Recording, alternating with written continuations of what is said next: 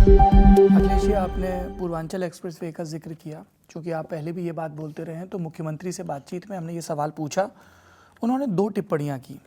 एक, उन्होंने कहा कि एक्सप्रेसवे क्यों, कल को तो अखिलेश जी ये भी क्लेम कर दें कि उत्तर प्रदेश ही उन्होंने बनाया।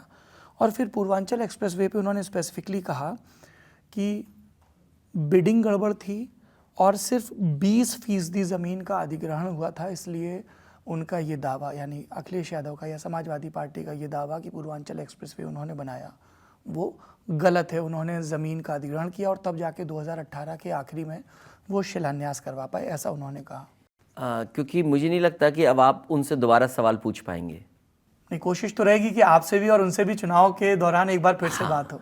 तो मैं ये बताना चाहता हूँ जी कि समाजवादी सरकार थी जी और उस समय पूरा का पूरा अलाइनमेंट बनाया गया था 341 किलोमीटर्स। जी उसको ज़मीन लेने का काम शुरू हुआ था। ज़मीन आम सहमति किसानों की बन गई थी और 70% से ज़्यादा किसानों की आम सहमति हो गई थी। बजट से 40 से 50% ज़मीन ले ली गई थी। और जो गाइडलाइंस कहती हैं, जी जो गाइडलाइंस बनी हैं कि टेंडर आप तभी कर सकते हैं जब 50% से ज़्यादा ज़मीन आपने एक्वायर कर ली हो। तो समाजवादी सरकार में 50% से ज़्यादा ज़मीन एक्वायर हो गई थी। इसका टेंडर किया गया था। जो टेक्निकल स्पेसिफिकेशंस थे, जो आगरा लखनऊ का एक्सप्रेस वे उससे बेहतर बनाने का काम था कि जो पूर्वांचल के लिए एक्सप्रेस वे बने तो उसकी राइडिंग क्वालिटी बेहतर हो। और जो इंडियन रोड कांग्रेस है उसमें जो मानक हैं, उनके जो मापदंड हैं, उनको अपनाने का काम किया था। तो इसमें मीडियन था 14 मीटर का। हमारे बाबा मुख्यमंत्री जी ने, क्योंकि वो कुछ जानते तो है नहीं, अधिकारी जो बताते हैं वो कहते हैं, तो 14 मीटर का मीडियन ख़त्म कर दिया। मैं उनसे जानना चाहता हूँ कि अगर हमने किसी भी से भी कंप्रोमाइज़ किया या जिन कंपनियों को टेंडर दिया वो शायद अच्छी नहीं थी, जिनको आपने हटाया।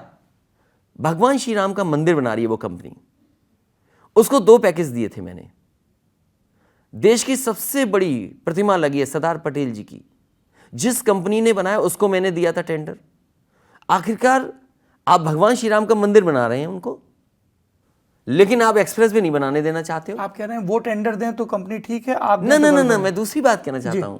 मैं बात ये कहना चाहता हूं कि मुख्यमंत्री जी कह रहे हैं कि किसी खराब कंपनियों को मैंने शायद टेंडर दिया था, जो कुछ भी कहा उन्होंने कहा कि तैयारी पूरी, जमीन पूरी अधिग्रहित नहीं थी। तो कभी भी कोई टेंडर तब तक नहीं कर सकता है जब तक 50% जमीन न ली गई हो।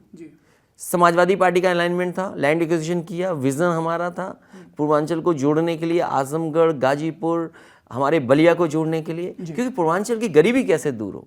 मैं हर जगह कहता था if you can double the speed you will triple the economy. तो इसीलिए इधर के लिए एक्सप्रेसवे बनाया। इसके किनारे मंडी बननी थी, शहर जुड़ने थे और कारखाने, उद्योग, ट्रेनिंग के लिए इंस्टीट्यूट आनी थी, लेकिन वो सब कुछ नहीं हुआ।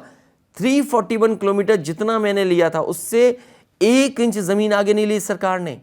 यही सड़क बक्सर जानी थी या आगे जुड़ जाती गाजीपुर हाजीपुर एक्सप्रेस 4 लेन या 6 लेन से। NHI की सड़क थी, उससे पहले मैंने इसलिए छोड़ा क्योंकि NHI से NOC न लेना पड़े।